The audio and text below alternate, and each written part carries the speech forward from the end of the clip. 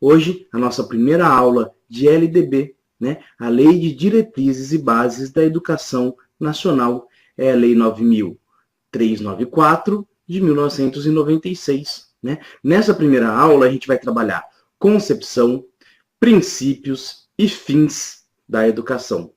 Ok? Sou o professor Jefferson Gonzalez.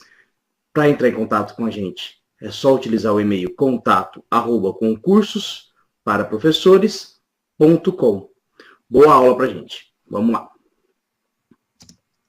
Então, começando ali, a LDB, né, ou LDB, como queira aí, é a lei que estabelece as diretrizes e bases da educação nacional. Né? O que isso quer dizer? Se a gente pensar dentro do ordenamento jurídico, a LDB está abaixo da Constituição Federal. Né? A Constituição Federal é a nossa carta magna, né? Nossa lei maior. Ok? A LDB, ela também é uma lei, ela também tem o seu valor, mas ela está abaixo, né, dentro do ordenamento jurídico, ela está abaixo da Constituição Federal. Né? E ela tem uma especificidade que é tratar das questões educacionais. Então, de maneira nenhuma, a LDB pode contrariar a Constituição Federal.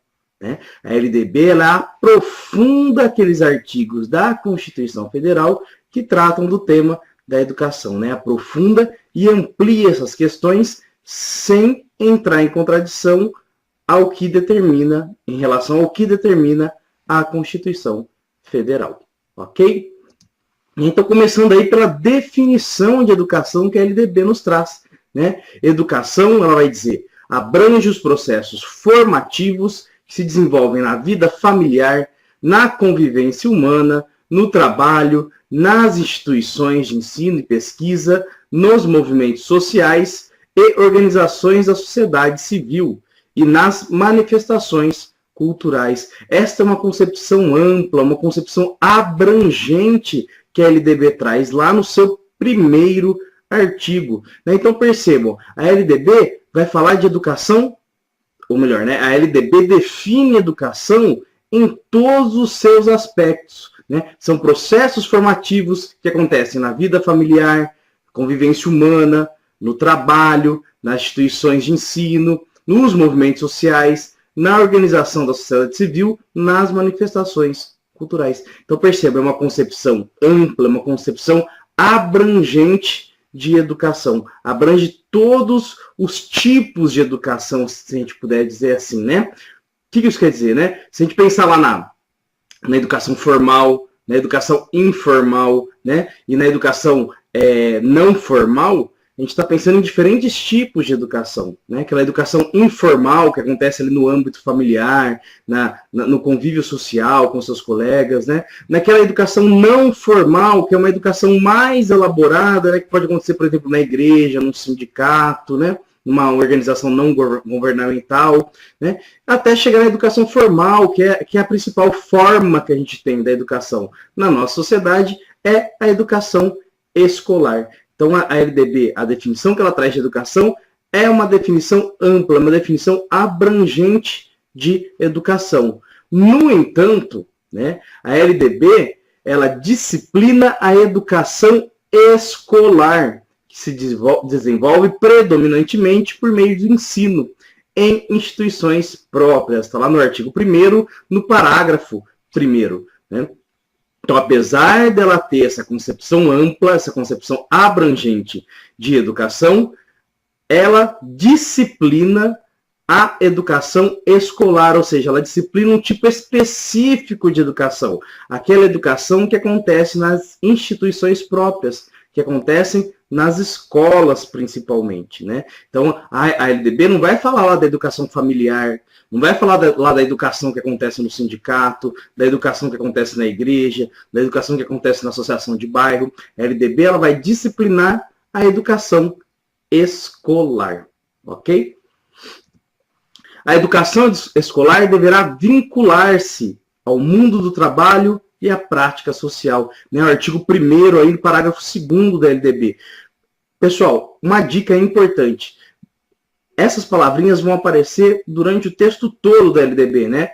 Mundo do trabalho, prática social, formação para a cidadania, pleno desenvolvimento, são palavrinhas que aparecem o tempo todo durante o texto legal, né? Então, a educação deverá vincular-se ao mundo do trabalho e à prática social, né? Dever, princípios e ideais. A educação é dever da família e do Estado. Olha só que interessante, né? Educação é dever da família e do Estado, né? Inspirada nos princípios de liberdade e nos ideais de solidariedade humana, né? Então, aí uma importância a LDB trazer esse princípio aí da liberdade e da solidariedade, né? Tá lá no artigo 2º. Finalidade, né? Pleno desenvolvimento do educando, preparo para o exercício da cidadania e qualificação para o trabalho. Pessoal, isso tem que estar na ponta da língua, né? Qual que é a finalidade da educação para a LDB? Pleno desenvolvimento do educando, né? Preparo para o exercício da cidadania, qualificação para o trabalho. Desenvolvimento, então, decorem aí, ó. Desenvolvimento, cidadania, qualificação para o trabalho, né? São três, é o tripé aí das finalidades da educação para a LDB. Desenvolvimento, cidadania e trabalho, ok? Isso vai perpassar todo o texto. Princípios do ensino. Inciso 1º aí. Igualdade de condições para o acesso e permanência na escola. Nossa, esse inciso é uma paulada, né? Por que a gente brinca que é uma paulada? Porque, ó, igualdade de condições para o acesso. Beleza, todo mundo tem direito ao acesso. E permanência, né? Muitas vezes a gente esquece da permanência na escola. Quando a gente está trabalhando lá com princípios excludentes, como a suspensão de um aluno, né? A expulsão de um aluno, todos esses são processos que negam esse princípio da LDB, que é o princípio do acesso e também da permanência, né? Então, a questão aí da suspensão do aluno e da expulsão do aluno, né, é contrário aí o inciso 1º dos princípios do ensino da LDB, ok? Então, tomem cuidado com essa questão, né? Hoje se tem vários projetos aí que tentam mudar o Estatuto da Criança e do Adolescente, que tentam mudar alguns princípios da LDB e da Constituição Federal para permitir essa expulsão do aluno, para permitir essa punição ao aluno por algum ato que ele cometa na escola, né? Aí vocês vão dizer, professor,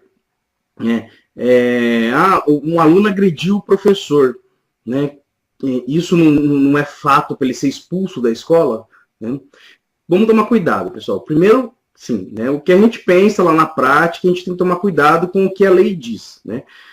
Quando a gente vai interpretar a lei, a gente tem que tomar cuidado para fazer esse distanciamento do que a gente vivencia, porque muitas das coisas que a gente vivencia, na verdade, estão contrárias à lei, ok? Então, o aluno que agrediu o professor, ele tem que ser expulso da escola, né? Ele tem que ser suspenso, né?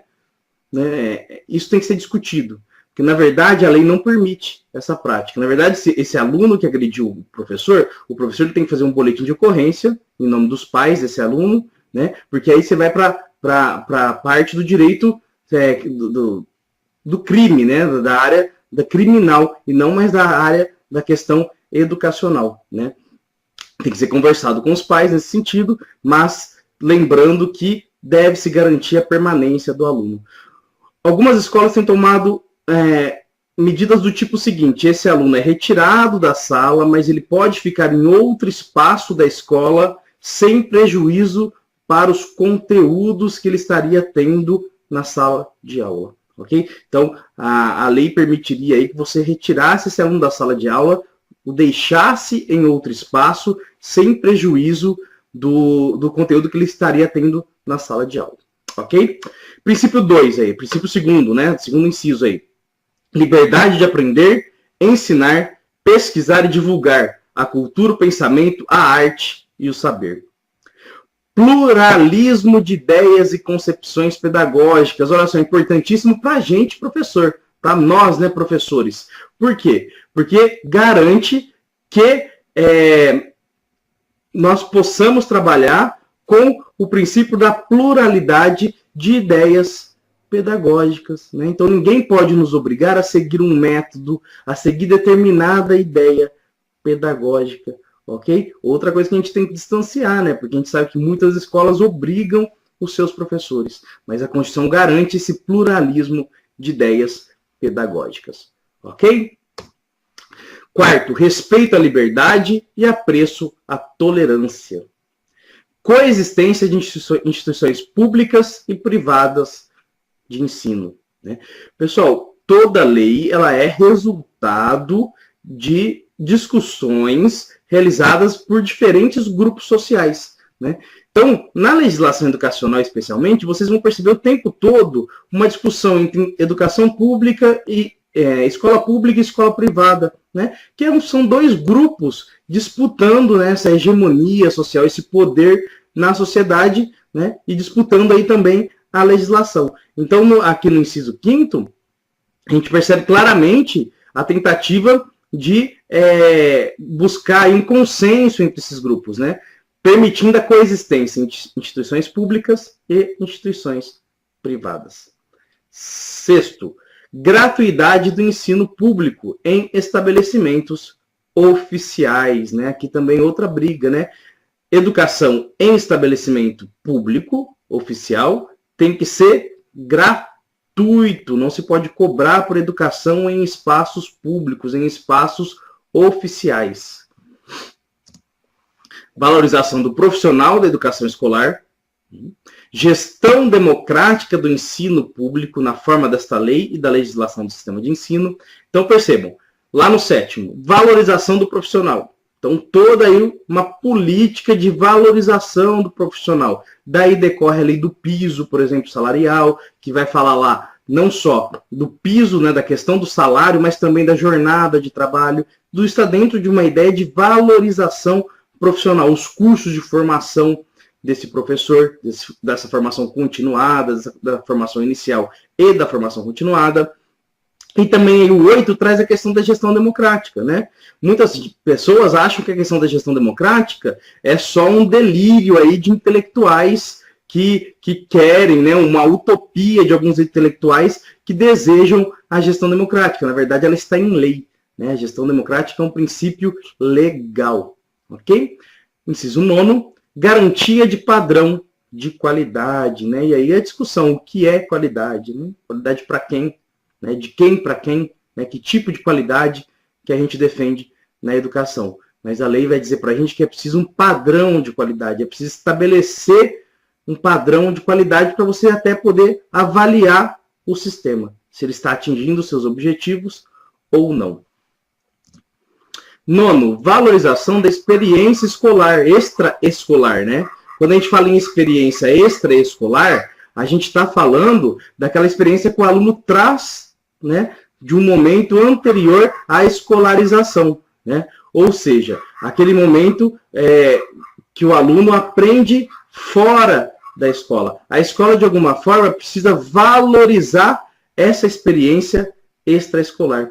Daí todas as práticas que a gente tem, né, de reclassificação do aluno, né, de reconhecimento desses conhecimentos prévios desse aluno, né, de enquadramento desse aluno dentro do sistema, de acordo com os conhecimentos que ele possui, né, enfim.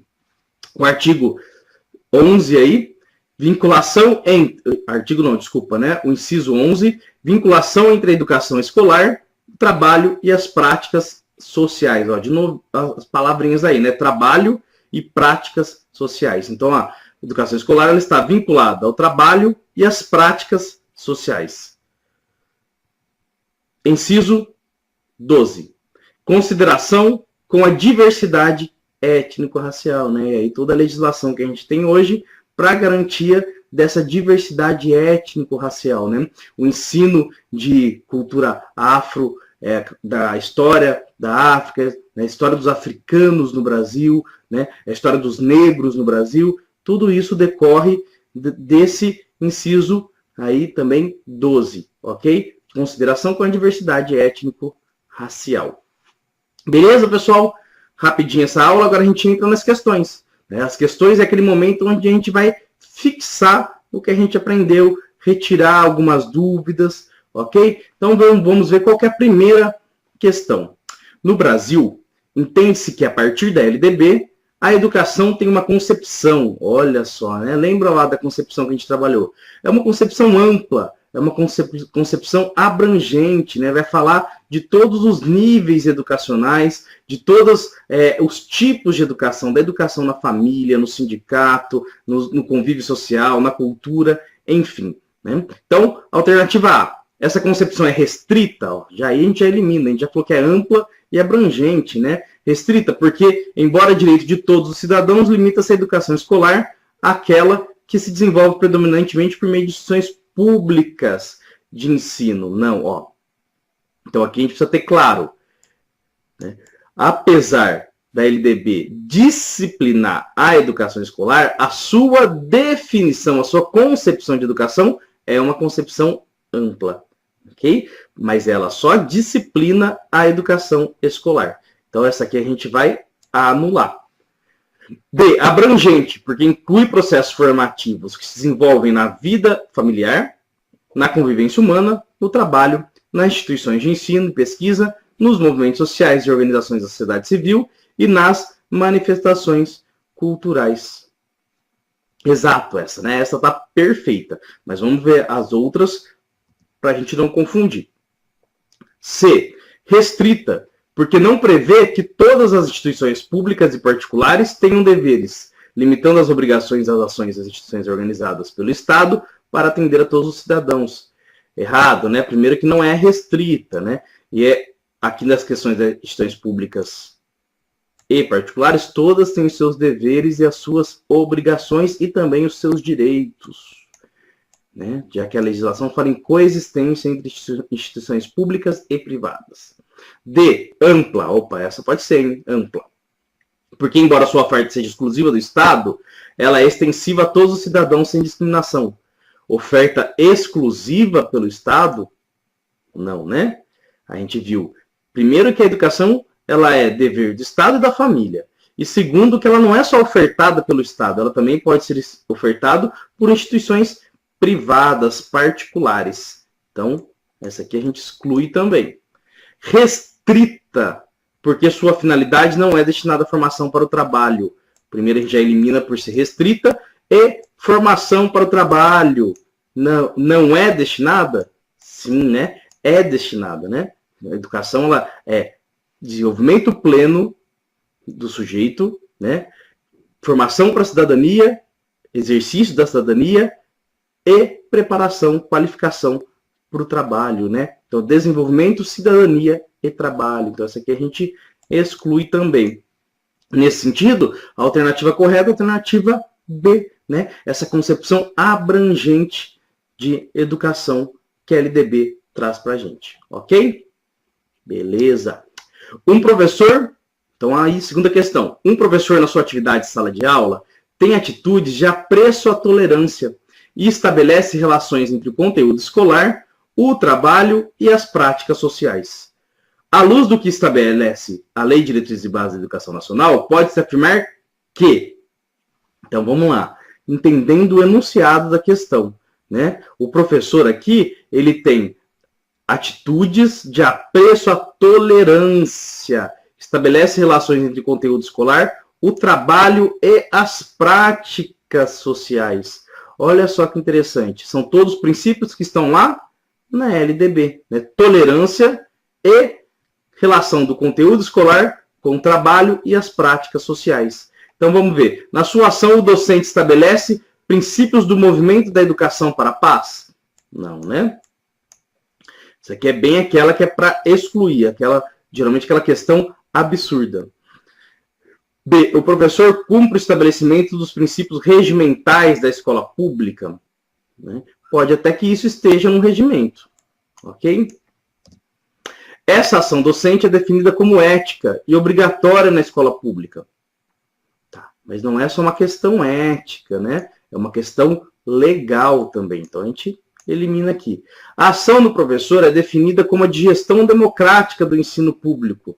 Não só, né? Não só gestão democrática, ok? O professor, em suas aulas, observa os princípios estabelecidos por lei. Aí sim, né? aqueles princípios que a gente viu, né? Então, o princípio aí da tolerância, da relação entre educação escolar, trabalho e práticas sociais, são princípios legais. Então, a gente tem aí na alternativa E, a alternativa correta. Ok?